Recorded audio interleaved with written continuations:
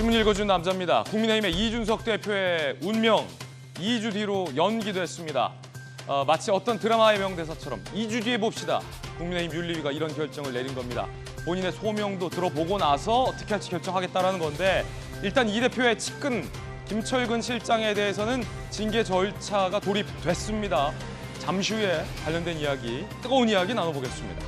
오늘 조간신문 4가지 키워드 준비가 되어 있습니다. 어떤 뉴스들이 있을까요? 먼저 첫 번째 키워드부터 공개합니다. 바로 이겁니다. 바보짓. 지난 5년간 바보짓만 안 했어도 강도 높은 비판의 발언, 과연 누가 있을까요? 함께 보시죠. 윤석열 대통령이 문재인 정부의 탈원전 정책을 정면 조준해서 강도 높은 비판을 했습니다.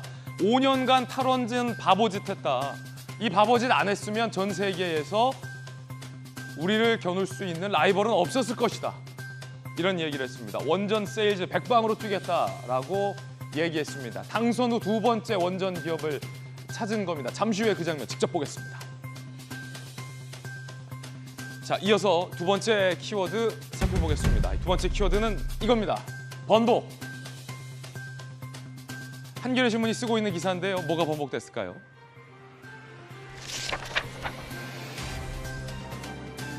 최유의 인사번복.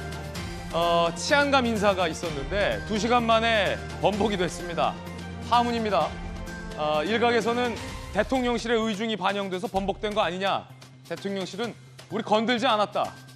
조간신문 보도에 따라서 다른데 행안부에서 내려보낸 애초에 인사 버전이 잘못된 버전이었다라는 얘기도 들리고 이례적인 장면입니다.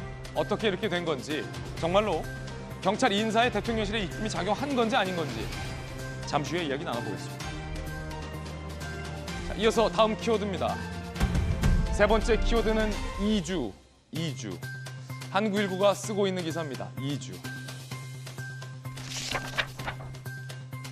2주 뒤에 봅시다. 2주 뒤로 미뤄진 이준석 운명의 날. 윤리위 심판대에 쏠린 눈. 어제 이 대표와 윤리위 사이에 보이지 않는 팽팽한 긴장감이 있었습니다. 윤리위가 윤리위 장소를 공개하자 이 대표는 당대표실을 지키고 떡하니 서 있었습니다. 자, 윤리위가 결정해봐라. 나를 징계할 수 있겠냐? 라는 암묵적인 시위다. 이런 해석도 나옵니다. 김철근 측근 실장은 징계 절차에 착수가 됐습니다. 그렇다면 그 뒤에 있는 이준석 대표의 품위 유지 위반 등등등등등등. 과연 윤리위가 2주 뒤에 어떤 선택을 할지 잠시 후에 이야기 나눠보겠습니다. 당 내에서는 윤리위 징계 절차가 미뤄지고 또 미뤄지고 길어지는 절차 자체가 이 대표에게도 당에게도 도움이 안 된다. 이런 쓴소리도 나오고 있다고 합니다. 잠시 후에 이야기 나눠보죠. 다음 키워드입니다. 네 번째 키워드는 바로 이겁니다. 두창. 조선일보 12면입니다. 원숭이 두창이 우리나라에서도 발견됐어요. 피부 접촉을 통해 전파된다고 합니다.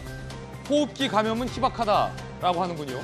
동아시아에서는 처음 국내에서도 확진자가 나온 겁니다. 발진이 있고 발열이 있고 두통이 있습니다.